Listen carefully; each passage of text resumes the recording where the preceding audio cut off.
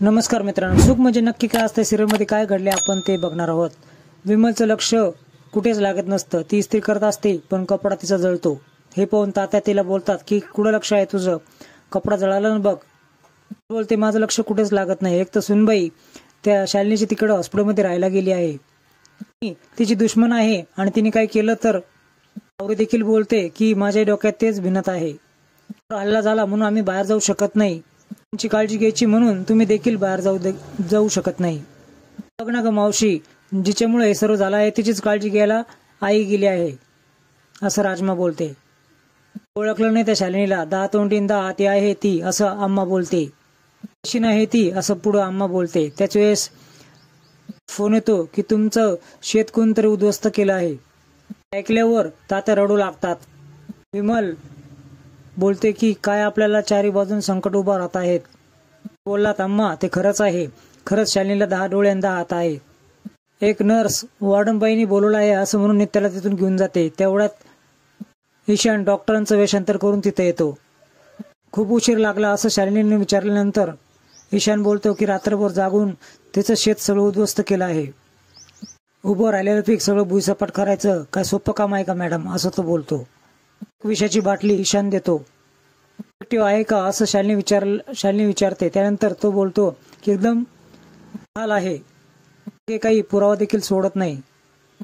Wow, म्हणजे नित्या बाळासोबत वर जाईल। कशामुळे झालं हे कुणालाच कळणार नाही, असं शालिनी बोलते। शीर्ष नक्षत्र कसं आडवं येतं ना ते बघूयात, असं शालिनी बोलते। येत आहे असं ती नर्स निरोप घेऊन येते। ते गडबडतात। मुद्दाम ईशान फाईल चेक करण्याचं नाटक करतो।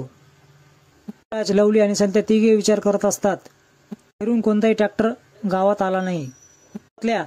कुठल्याही व्यक्तीला 10 लाख रुपये जरी दिले तरी तो आपल्यावर असं करणार नाही। गावातल्या व्यक्तीचं काम नाही हे, पण हे सर्व माहीत असणारा व्यक्ती इथला आहे, असं तो सोमाचं नाव सुचवतो। मला उचलावं लागन, उचला त्याला, असं तो बोलतो। नट प्लॅनिंग करून त्याच्या मुसक्या आवळाव्यात, असं तो बोलतो। नित्या त्या डॉक्टरला विचारते नेहमी तुमचा याच वेळेला राऊंड असतो का? त्याच वेळेस तो शांत बसा असं बोलतो। तो घाई गडबडीमधून तिथून निघून जातो। आदिराजनी सर्व फिल्डिंग लावलेली असते आणि सोमा तिथे येतो। अरे आदिराज, काय विचार आहे, असं तो सोमा विचारतो। आदिराज त्याच्या खांद्यावर हात ठेवतो आणि तो दचकतो। राजमा आणि सावरीवर हल्ला कोणी केला आणि शेतातलं पीक सर्व आडवं कोणी केलं? माझ्यावर संशय आहे का तुझा, असं सोमा बोलतो। बाई बद्दल तुम्ही माझ्यावर संशय घेऊ शकता, मग मी तुमच्यावर का घेऊ शकत नाही, असं तो त्याला उत्तर देतो। फुकटचा संशय आहे, तू फोनवर देखील विचारू शकत होता। बोलून निघून जाऊ लागतो तेवढ्याच पुन्हा त्याच्या खांद्यावर हात ठेवतो। त्याला पाठीमागून पकडतो। संत्या त्याला टोपी घालतो आणि त्याला किडनॅप करतात। सोमा मोठ्याने ओरडतो, आदिराज मला सोड, पण ते त्याला किडनॅप करून घेऊन जातात। आदिराज नित्यासाठी जेवणाचा डबा घेऊन येतो। अरे वा, आईने पाठवलाय म्हणजे चवदार असणारच जेवण, आणि त्यात धनी घेऊन आले म्हणजे अजून चव वाढणार, असं ती आदिराजला बोलते। पुढे विचारणा करतो, इथं सगळं व्यवस्थित आहे ना, सांगते, पण मी नसताना एक डॉक्टर तिथं आला होता आणि जरा डाऊटफुल वागत होता। मी नर्सला विचारलं पण नर्सने सांगितलं ते व्हिजिटिंग डॉक्टर आहेत। मी सर्जिकल मास्क लावला होता आणि त्याने माझ्याशी बोलणं टाळलं आणि निघून गेला। सावध राहा, असं म्हणून तो तिथून निघून जातो। नित्य डबा घेऊन आतमध्ये येते। जेवायला बसणार तेवढ्यात पुन्हा ती नर्स येते आणि तुम्हाला वॉर्डन मॅडमनी बोलवलं आहे असं सांगते। कशाला असं विचारल्यानंतर रात्री इथं राहायचं पण कसं राहायचं, पेशंटची काळजी कशी घ्यायची, असं ती सांगते। त्यानंतर नित्य बाहेर पडते। याच संधीचा फायदा घेऊन शालिनी उठते आणि त्याच्यामध्ये विष कालवते। असं बोलून शालिनी मनाशीच बोलते की मी मृग शीर्ष नक्षत्रावरच मात करणार आहे। बघू आता याच्यातून नित्य अधिकारी कशी वाचते ते। बेडवर झोपण्याचं नाटक शालिनी करते। सोमाला खुर्चीला बांधून ठेवलेलं असतं। राज सर्व काही कॅमेऱ्यामधून मोबाईलमध्ये बघत असतो। लवली त्यासाठी डबा घेऊन येतो आणि हात बांधून ठेवल्यानंतर तुझा बा जेवला होता का, असं सोमा बोलतो। तुझे हातपाय सोडणार आहे असं लवली बोलतो। आणि बाचं नाव कशाला घेतलंस रे, असं लवली विचारतो। आणि तो साखळीने त्याचे पाय कुलपासह बांधतो। मुद्दाम तिथे मोबाईल ठेवून जातो। तो माणूस आपल्या जाळ्यामध्ये अडकणार, असं आदिराज सत्याला बोलतो। सोमा दाव सोडण्याचा प्रयत्न करतो पण त्याला सोडता येत नाही। मोबाईलवरून तो ईशानला फोन लावतो आणि मला पकडला आहे, मला सोडवायला ये असं बोलतो. इकडे नित्या जेवायला ताट वाढून घेते आणि शालिनी चोरून ते बघत असते.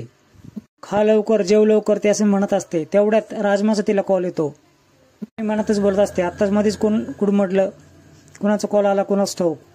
मग विचारतात तेच तिकडं सगळं आहे ठीक आहे ना, सगळ्यांना तुझी काळजी वाटत आहे, एक तर ती शालिनी तिथं आहे, तिचं डोकं ताब्यात नाही, नुसतं काही काळजी करायची काही गरज नाही असं नित्या पुढे बोलते. दोघीही बराच वेळ बोलतात. शालिनी मनाशीच बोलते, पहिले तू जा, तुझ्या पाठीमागून तुझ्या लेकीला पाठवतेस ना, नंतर बोल तिकडं ढगामध्ये. वेळ झाला तरी सावध अजून आला नाही असं अधिराज बोलत असतो. ईशान तिथे मास्क घालून खिडकीमधून येतो. सोड पटकन म्हणतो, तू आता निघणार नाही. त्याच वेळेस तो म्हणतो, वॅक्स आणला आहे मी, खोलतो त्यांनी. ती साखळी कापू लागतो. तेवढ्यात अधिराज तिथे जातो. अचानकपणे अधिराज आला बघून सोमा आणि ईशान खूप घाबरतो. पुढील भागामध्ये तुम्ही बघणार आहात की नित्या आणि अधिराज देवीच्या मंदिरात गेलेले असतात. ते आश्रय बाबाचा फोन येतो. नित्या आश्रयला भेटायला जातात आणि काय सांगायचं आहे तुम्हाला असं तर बोलतात. आश्रय शालिनीचा मृत्यू असं बोलतो. ऐकल्यानंतर दोघांनाही धक्का बसतो. तर मित्रांनो, असेच नवीन नवीन अपडेट्स बघण्यासाठी चॅनल सबस्क्राईब करा.